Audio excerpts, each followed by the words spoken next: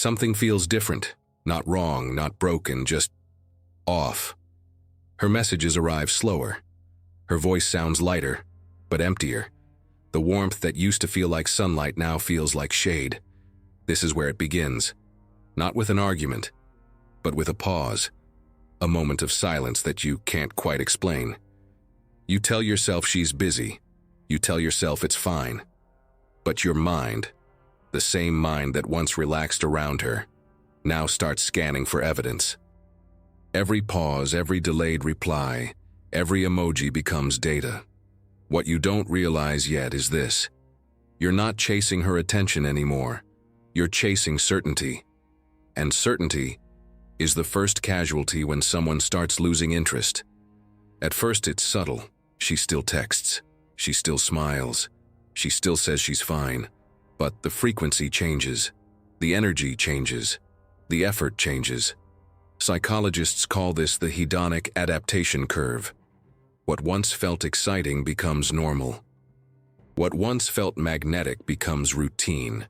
And routine, without emotional renewal, breeds indifference. In the early days, novelty fuels connection. You both dance on dopamine, drawn by mystery and reward. But over time, that mystery fades. The pattern becomes predictable. And the human brain craves one thing above all: uncertainty that promises reward. That's the paradox. You think love thrives on security, but attraction thrives on tension. And when she stops feeling tension, her attention drifts, not always by choice, but by instinct. Men make one critical mistake here. They sense the drift and try to fill the silence. They text more, call more, try harder. They compensate for the missing energy by giving twice as much. But here's the cruel irony. The more you chase, the more gravity you lose. Because attention, when overgiven, stops being a gift. It becomes background noise. And background noise doesn't move anyone. You can't fix fading interest with effort. You can only amplify its absence. Every "Hey, are you okay?" sounds like anxiety. Every double text sounds like desperation. And desperation, even when born from love, smells like pressure. You think you're showing care, but what she feels is weight. And when someone's drifting, weight only makes them want to float away faster. Rule card. When the vibe changes, don't chase the echo. Listen to the silence. Because in that silence lies the truth, not about her, but about your own dependence on response. And that truth is what will decide what happens next. Because once you stop chasing words, you start noticing the pattern. And that pattern, the rhythm of attention and absence, is where the psychological traps begin. It starts with a text, one message after 3 days of silence, a simple "hey," and suddenly, your entire nervous system lights up like a city at night. You tell yourself you're fine, that you've moved on, but the second that notification appears, she's back in your bloodstream. This is the intermittent hook, the most powerful psychological trap in modern relationships. It doesn't rely on love, it relies on uncertainty. And uncertainty in the human brain is more addictive than pleasure itself. Psychologists call it intermittent reinforcement, the same mechanism that keeps gamblers pulling slot machine levers, waiting for a hit of reward. The brain doesn't just crave the win, it craves not knowing when the win will come. That's why the message feels electric, because you didn't expect it. And when reward becomes unpredictable, your dopamine system stops asking for satisfaction. It starts asking for more. Every unanswered message, every ignored story view, every late-night text that ends abruptly, these become the pull. You don't realize it, but you're not chasing her anymore. You're chasing the next hit of relief. That's the loop. She gives just enough to keep you near, and just enough silence to keep you hungry. You think about Daniel. He used to text her good morning every day, sweet, reliable, constant. At first, she replied with energy, then less often, then not at all, until one morning he stopped. Days passed, and something inside her shifted. Why isn't he texting me? She thought. She checked his profile. No stories, no updates, no attention. By the third day, she texted him first. "Hey, are you okay?" Nothing about Daniel had changed, except this. His attention was no longer guaranteed, and attention only feels valuable when it can be lost. This is the cruel beauty of intermittent reinforcement. It doesn't require cruelty. It just needs timing. When affection becomes inconsistent, when warmth turns cold and back again, your brain turns love into a puzzle it needs to solve. You start reading between the lines, searching for patterns that don't exist, interpreting silence as strategy and confusion as depth. And that's how you fall deeper, not into her, but into the space she leaves behind. But here's what most men don't see. This isn't random. It's not just bad communication. It's behavioral conditioning, subtle, invisible, and devastating. Because the more you react, the more data she gathers, and the more predictable you become, the easier it is to keep you hooked. You think she's uncertain, but she's not. She's testing gravity, yours. Rule card. She doesn't need to chase you, she just needs to train your attention. And that's where the real danger begins. Because when someone learns to control your emotional highs and lows through absence and return, they no longer have to argue to win. They just have to go quiet. In the next chapter, we go deeper into how that silence turns from confusion into control, and how scarcity itself becomes a stage for psychological manipulation. Silence is not absence. It's performance. The covert shift has begun. She's still there, replying, smiling, posting. But her presence now carries a price tag. Every minute of attention she gives you feels earned. Every moment she's gone feels like debt. And before you realize it, her time becomes the most valuable currency in your life. This is what I call scarcity theater. A psychological stage where affection isn't freely given. It's auctioned through uncertainty. You'll notice it in small things. She starts replying slower, not out of disinterest, but design. She shows up unpredictably, right when you're about to move on. Her tone shifts from warm to cold, then warm again, just enough to keep you guessing. What she's doing isn't always conscious. It's instinct, rooted in how the human brain responds to perceived scarcity. When something feels rare, its value multiplies, and when it feels too available, the mind dismisses it. That's how your presence, once comforting, becomes invisible, and her absence, once painful, becomes intoxicating. This is where most men fall into the trap of overcompensation. You sense the distance and try to fill it with effort. You send longer messages, offer reassurance, try to remind her how special she is. But here's the paradox. Every time you do that, you increase the supply of your attention. And the more abundant something becomes, the less it's valued. She doesn't lose interest because she's cruel. She loses interest because you've removed all tension. There's no chase, no risk, no mystery. And without those, the primitive circuits of desire, the same ones that crave the unpredictable, go silent. It's like walking into a store where everything's free. At first it feels amazing, then meaningless, because value requires limitation. When you were scarce, when your attention had boundaries, when your time felt protected, you were magnetic. But the moment you became always available, she stopped having to earn connection. And what's earned is cherished. What's constant is consumed. The cruel irony? You don't even notice you're performing for her attention now. You measure your worth by how fast she replies. You analyze punctuation, tone, timing. You don't talk anymore. You negotiate presence. And the more you give, the more she learns to ration what was once natural. Not to hurt you, but to maintain her sense of value. It's not love anymore. It's emotional economics. Rule card. When attention becomes currency, stop spending. Because the more you try to buy her focus, the more your own loses worth. Here's the truth that most people never face. When interest fades, it doesn't vanish. It redistributes. What was once focused on you now fuels her sense of control. And as that control grows, a new pattern begins to emerge. Not scarcity anymore, but disappearance.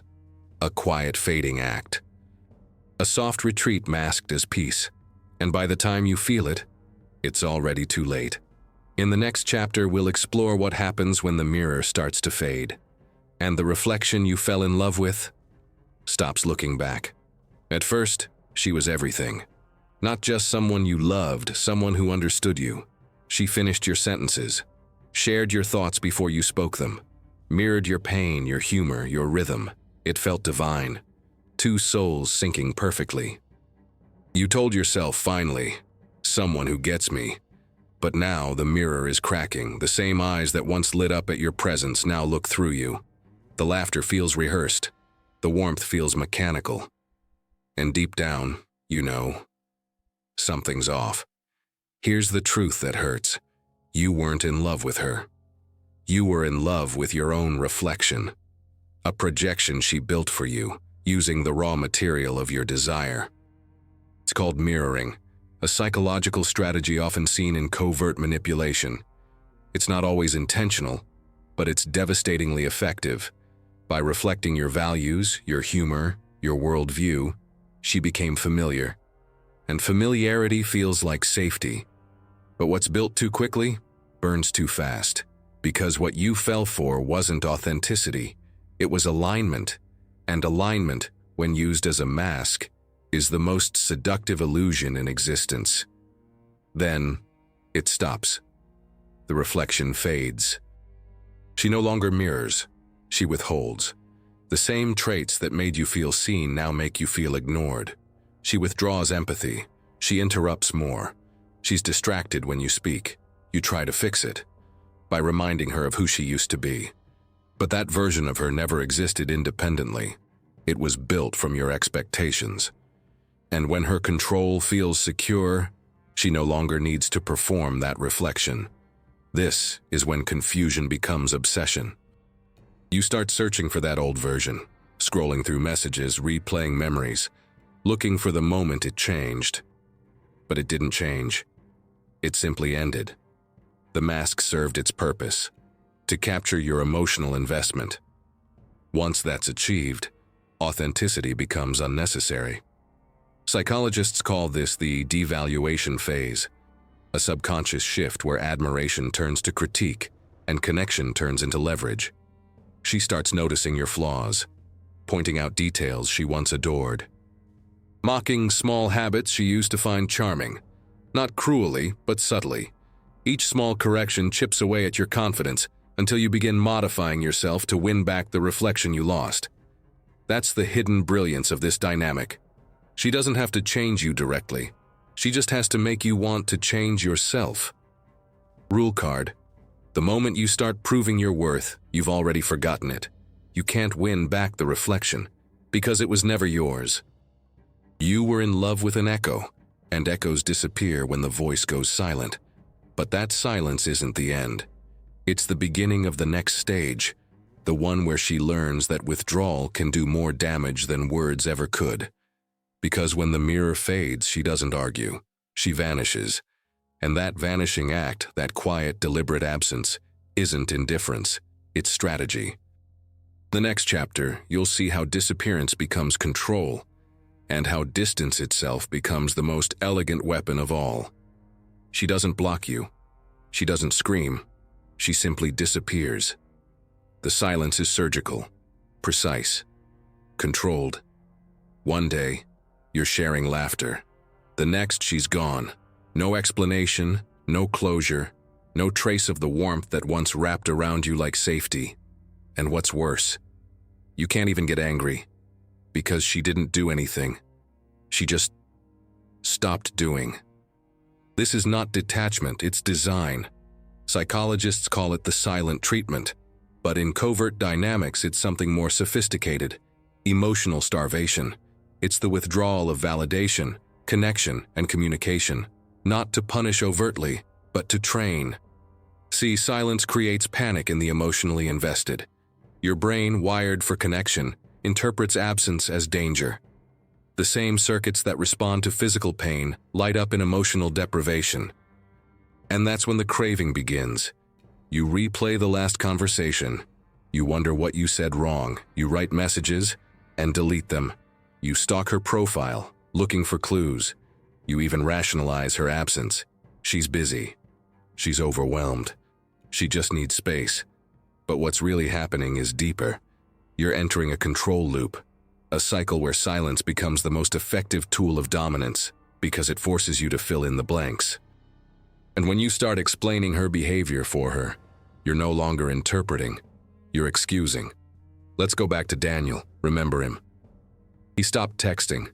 She came back, curious, warm, engaged. But now, the roles have reversed. He's the one checking his phone, waiting, refreshing. She posts a story, not directed at him, but close enough. He replies, no response. Then, a few days later, she sends a short message. Sorry, I've just been in my head lately. The dopamine flood hits. Relief.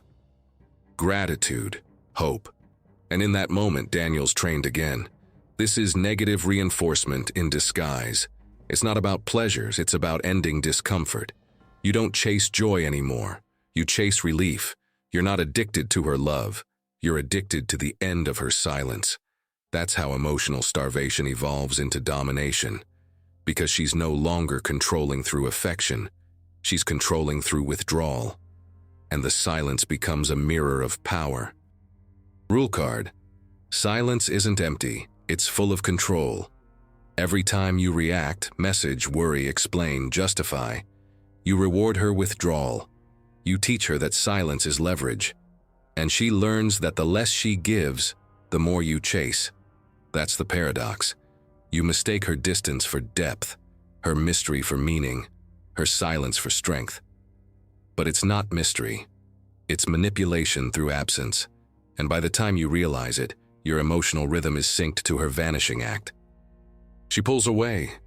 You move closer. She disappears. You lose yourself. Yet here's the hidden truth.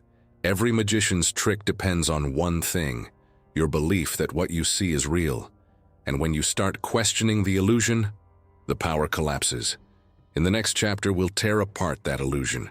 We'll expose how your empathy, the very thing that makes you human, is turned against you. And how, in the hands of a covert manipulator, kindness becomes a weapon sharper than cruelty.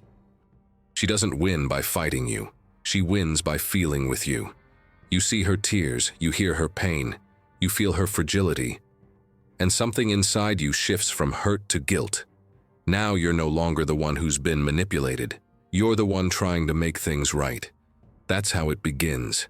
This is the empathy trap, a psychological loop where your compassion becomes your leash. See, covert narcissists don't destroy connection, they invert it. They turn your empathy, that deep human instinct to care, into a self-blaming mechanism. You confront her about the silence. She doesn't argue. She lowers her eyes. I just didn't want to bother you. I felt like I was too much. Instantly, your anger dissolves. Your protective instinct kicks in. Now you're reassuring her, the very person who created the wound you're trying to heal. That's not empathy. That's conditioning. It's a psychological principle called emotional inversion. Instead of meeting confrontation with defense, she meets it with vulnerability. And your brain, wired to comfort rather than confront, flips roles. You become the caretaker. She becomes the fragile one. But it's not real weakness. It's performative fragility, a calculated softness designed to neutralize your boundaries. Because what can you accuse someone of when they look like they're hurting? Let's look at it in motion. You say, I just feel like you've been distant lately. She exhales. I'm sorry. I've just been overwhelmed. You deserve someone more patient. And suddenly, you're comforting her, apologizing for bringing it up. This is emotional Aikido, redirecting your emotional force back onto you. And slowly, it rewires your moral compass. Now protecting yourself feels selfish, and tolerating her behavior feels noble. That's the empathy trap. Here's the irony. You think your empathy is saving her, but it's what's keeping you trapped. Because when empathy isn't mutual, it becomes a prison of your own making. The covert narcissist doesn't destroy your kindness. She uses it to keep you quiet. She shapes it into guilt, and that guilt makes sure you never walk away. Rule card: your empathy isn't weakness until it's used against you. This is the cruel genius of covert manipulation. It doesn't silence you with fear. It silences you with compassion. You don't leave because you don't want to hurt her. You don't confront because you don't want to seem cold. You don't protect yourself because you think doing so makes you the villain. And that's how the covert narcissist wins. Not by shouting, not by breaking, but by gently convincing you that saving her means sacrificing yourself. But here's what changes everything. Once you see it, truly see it, the spell breaks. Because the moment empathy becomes awareness, it turns from a leash into a sword. In the next chapter, we'll talk about that awakening. The moment you stop asking, "What did I do wrong?" and start asking, "What did she teach me about myself?" Because understanding the covert narcissist isn't just survival. It's transformation. At first, it doesn't feel like awakening. It feels like breaking. You sit in silence, the kind that doesn't calm, but echoes. You scroll through old messages. The ones that once meant everything now feel like scripts, rehearsed, hollow. You realize that love wasn't what kept you there. Confusion did, and that's when it begins, the unraveling of illusion. Awareness doesn't arrive like thunder. It whispers. A quiet voice inside you says, "Wait, none of this was ever about love. It was about validation, about control, about the way your brain confused chaos for chemistry. Because when someone gives and takes unpredictably, your nervous system learns to mistake tension for connection. That's the psychological mechanism called trauma bonding, where pain and affection intertwine until you can't tell them apart. You thought you missed her, but what you really missed was the high of unpredictability. And once you see that, truly see it, you stop chasing closure. Because closure requires honesty, and honesty was never part of the game. Instead, you begin to grieve the fantasy, the illusion you built around her smile. The mirror she held up that made you fall in love with your own reflection. Grieving that illusion hurts, but it's also the only way to heal. Then, something miraculous happens. The silence that once haunted you starts to feel different, peaceful, spacious. You stop checking your phone, stop rewriting messages in your head. You breathe, and it doesn't feel like waiting anymore. It feels like returning. Because what she took wasn't love, it was your focus, your attention, your belief that you needed her to feel whole. And now, piece by piece, you start taking it back. You begin noticing the patterns, how she'd mirror your emotions, how she'd pull away when you got close, how every argument ended with you apologizing. And instead of blaming her, you study it. You ask the harder question, what in me kept me needing her validation? That's the real awakening. Because healing isn't about labeling her the villain. It's about understanding your role in the story, so you never play it again. Rule card: awareness is revenge disguised as peace. Once you wake up, her spell breaks. Her silence loses its power. Her distance feels small. You stop dancing to her rhythm, and she feels it. That's the paradox of awakening. The moment you no longer need the illusion collapses. And what's left is truth. Sharp, clean, liberating. You see, the covert narcissist never destroyed you. She revealed where you were unguarded, where your empathy bled into self-abandonment, where your kindness turned into compliance. But now you know. You've seen the machinery behind the mask. And once you've seen it, you can never unsee it. In the final chapter, we'll close the loop.